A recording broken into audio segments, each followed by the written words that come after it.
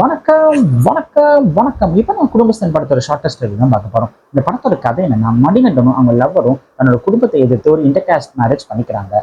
அதுக்கப்புறம் அவங்க வாழ்க்கையில என்னென்ன சேலஞ்சஸ்லாம் ஃபேஸ் பண்றாங்கிறது தான் மீதி கதை. ஹீரோ மணிகண்டனோட பெர்ஃபார்மன்ஸ் த்ரூ அவுட் ஒரு என்டர்டெய்னிங்கா வேற லெவல் கம்ப்ளீட் பேக்கேஜா இருந்துச்சு.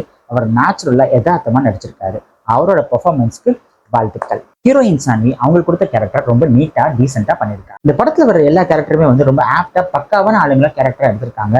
இந்த படம் நக்கலைட்ஸ் டீம் இருக்குல்ல யூடியூப்ல, அவங்களோட சேனலோட படம் அப்படின்னு சொல்லிக்கலாம். டைரக்டர் கூட நக்கலைட்ஸ் டீம்ல தான் ஒர்க் பண்ணாரு. படத்தோட வில்லன் குரு சோமசுந்தர். அவர் த்ரூ அவுட்டா ஒரு காமெடி ரோல் பண்ணிருக்காரு. ஒரு வில்லத்தனமான காமெடி ரோல். அது நமக்கு ஒரு பக்கா என்டர்டைன்மெண்டா படம் ஃபுல்லாவே இருக்கு. டைரக்டர் ராஜேஸ்வருக்கு இது ஃபர்ஸ்ட் படம். ஒரு இன்ட்ரெஸ்டிங்கான யதார்த்தமான ஸ்கிரீன் பிளே ஸ்டோரியும் கொடுத்திருக்காரு. ஃபர்ஸ்ட் ஹாஃப் ரொம்பவே என்டர்டைனிங்கா வேற லெவல்ல எடுத்திருக்காரு. செகண்ட் ஹாஃப் நல்லா தான் இருக்கு. பட் ஒரு சில இடத்துல லேக் அடிக்கிற ஃபீல் வருது. நம்ம நினைச்சது எப்பதான் நடக்கும்னு வெயிட் பண்ணிட்டே இருக்கும்போது அதுக்கு ரொம்ப இழுத்த மாதிரி ஒரு ஃபீல் வருது. ப்ரீ கிளைமேக்ஸ் டக்குன்னு முடிக்கணுமே அப்படின்னு சொல்லிட்டு முடிச்ச மாதிரி ஒரு ஃபீல் இருக்கு. செகண்ட் ஹாஃப்ல சில சீன்ஸ்ல லாஜிக் மெட்டீரியல் ஜாஸ்தியாகவும் சினிமாட்டிக் லிபரல் ரொம்பவே யூஸ் பண்ணிட்டாங்களோ அப்படின்னு ஒரு ஃபீல் வரதா செய்யுது.